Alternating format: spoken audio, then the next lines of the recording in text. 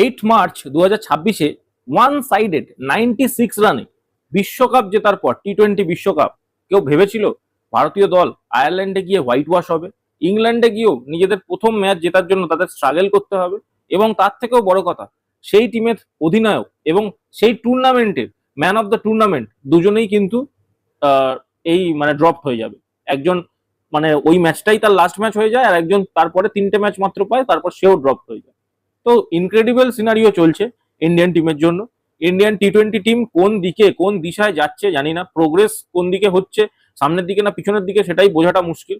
এবং ইংল্যান্ডের বিরুদ্ধে দ্বিতীয় টি-20 ম্যাচেও কিন্তু তারা এক ওভার থাকতেই হারের সম্মুখীন হলো, এবং জেকব বেথেল তার যে আনফিনিশড বিজনেসটা ছিল ইন্ডিয়া ভার্সেস ইংল্যান্ডের সেমিফাইনালে টি-20 ওয়ার্ল্ড কাপে, সেই আনফিনিশড বিজনেসটা কিন্তু কালকে সে কাইন্ড অফ কমপ্লিট করার চেষ্টা করেছে। আমি বলবো না সেইটা ফিনিশ করেছে, বিকজ একটা ওয়ার্ল্ড কাপ থেকে নকআউট হওয়া আর একটা বাইল্যাটারাল সিরিজের ম্যাচ জেতার মধ্যে ফারাক আছে। বাট তাও কালকের কিন্তু জেতা ম্যাচ কাইন্ড অফ ইন্ডিয়াকে হারিয়ে দিয়েছে এই জেকব বেথেল। ভারতীয় দল কোন দিশায় যাচ্ছে নিজেরাও বুঝতে পারছে না। সঞ্জু স্যামসন ড্রপড হয়ে গেল 3টে ম্যাচের পরে, ঠিক আছে বৈভব সূর্যবংশী চান্স পেয়েছে, নো ইস্যু। বাট টিমের পারফরমেন্স সেই তো একই আছে, মানে টিম আয়ারল্যান্ডের 2টো ম্যাচ হারলো, আর ইংল্যান্ডের বিরুদ্ধে প্রথম ম্যাচে মোটামুটি ওকে ওকে ব্যাটিং করলো, তার জন্য ড্রপ কে হলো সঞ্জু স্যামসন। কারণ পুরো কারণটা তার মানে সঞ্জু স্যামসনের জন্যই হচ্ছে, বাকি সবাই নিজেদের জায়গায় ঠিক আছে, সঞ্জু স্যামসন ড্রপ। তো এই জিনিস এই বিচারিতা কেন চলছে এটা একটু বোঝার চেষ্টা করব আজকের ভিডিওতে, এবং আমরা পুঙ্খানুপুঙ্খ আলোচনা করব এবং আলোচনার মাধ্যমে বিশ্লেষণ করব ইন্ডিয়া ভার্সেস ইংল্যান্ডের দ্বিতীয় টি-20 ম্যাচ।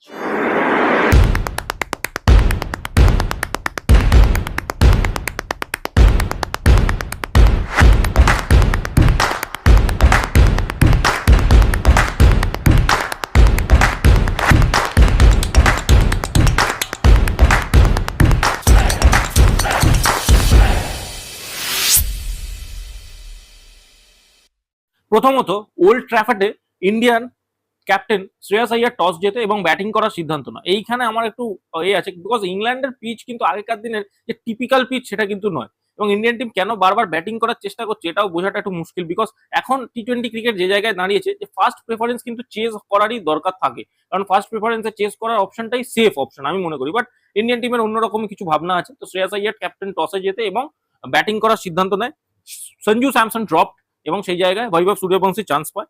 তাকে আমি কোনোভাবেই ক্রিটিসাইজ করবো না, বিকজ 10 বলে 14 রান সে করে, 2টো 6 সে মারে, এবং অভিষেক শর্মা 24 বলে 43 রান করে, 8টা 4 1টা 6। ঈশান কিষান তার ইনিংসটা নিয়ে কিন্তু কথা বলার আছে, বিকজ ঈশান কিষানের যে টিপিক্যাল তার খেলার স্টাইল, সেই খেলার স্টাইলে কিন্তু এই ম্যাচে সে খেলতে পারেনি। অনেক চেষ্টা করেছে বাট সামাও ব্যাটে বলে কানেক্ট হয়নি। 40 বলে 49 রান করে, 122-এর স্ট্রাইক রেট, যেখানে মাত্র 6টা 4 সে মেরেছে। শ্রেয়াস আইয়ারের ইনিংস একটু মানে 22 বলে 37 রানের ইনিংস, তবে শ্রেয়াস আইয়ারের দরকার ছিল যখন তার স্টার্ট সে পেয়ে গেছে তার ইনিংসটা কিন্তু বড় ইনিংসে কনভার্ট করা, এবং টিম ইন্ডিয়া যে রান মানে টোটাল এর ইনিংসটা সেটা ফার্স্ট ইনিংসটা সেটাকে কিন্তু স্যার শেষ করা উচিত ছিল একটা সাইডে দাঁড়িয়ে, সেটা সে করতে ব্যর্থ হয়। লিয়াম ডসনের বলে সে আউট হয়ে যায়। শিবম দুবে এই ম্যাচে আর নিজের জলবা দেখাতে পারে না, যেটা সে ফার্স্ট ম্যাচে দেখিয়েছিল। 7 বলে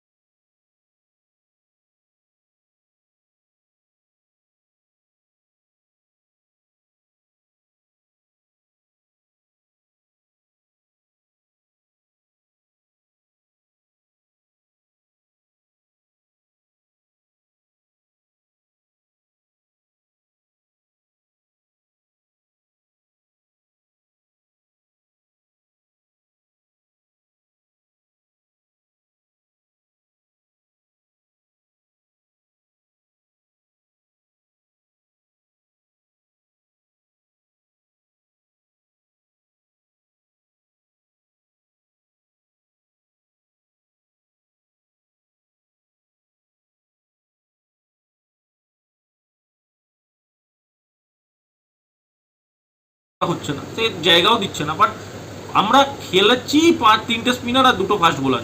3টে স্পিনারের মধ্যেও একটা স্পিনার হচ্ছে স্পিনার রবি বিষ্ণুই এবং অক্ষর প্যাটেল, আর তার সাথে বরুণ চক্রবর্তী, দুজন যথেষ্ট। বাট তাও আমরা রবি বিষ্ণুইকে যখন খেলাচ্ছি 4 ওভারে সে 60 রান দিয়েছে 15 ইকোনমিতে, এবং এই জায়গায় একটা ওভারে তার যে রানটা মেরে বার করলো জেকব বেথেল, সেখানে কিন্তু ম্যাচটা বেরিয়ে গেল, আর কিছুই না। 3টে স্পিনার কি রিকোয়ার্ড ইংল্যান্ডের ওল্ড ট্র্যাফোর্ডের মতো পিচ বা ইংল্যান্ডের যে কোনো পিচে? এইটাই কিন্তু একটা কোশ্চেনেবল ব্যাপার।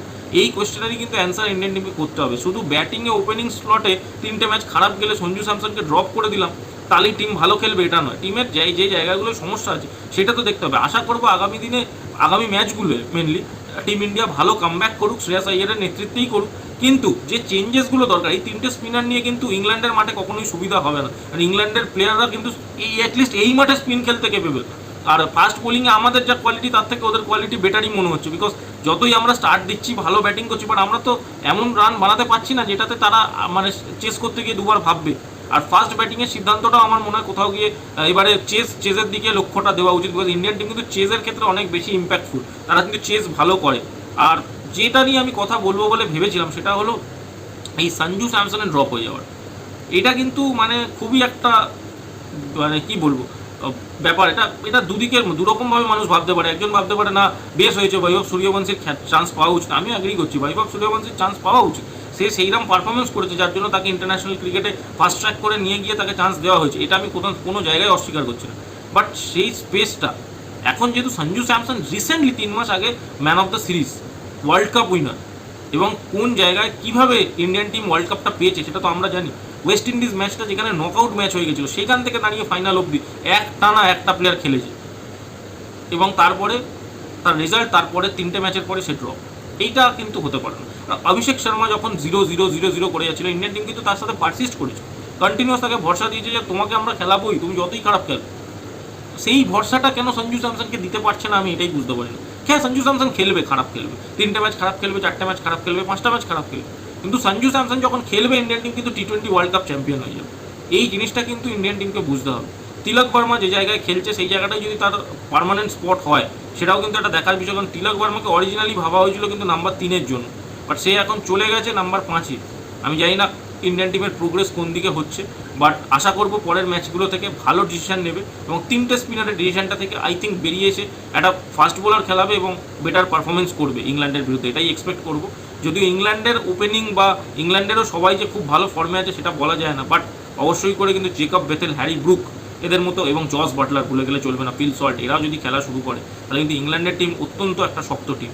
তো আপনাদের কি মতামত অবশ্যই কমেন্ট করে জানান। ভিডিওটা ভালো লাগলে ভিডিওটা লাইক করে দিন, শেয়ার করে দিন, এবং চ্যানেলে নতুন হয়ে থাকলে কিন্তু চ্যানেলটা সাবস্ক্রাইব করে দিয়ে যেতে ভুলবেন না। এই বলে আমি ভিডিওটা শেষ করছি। ধন্যবাদ।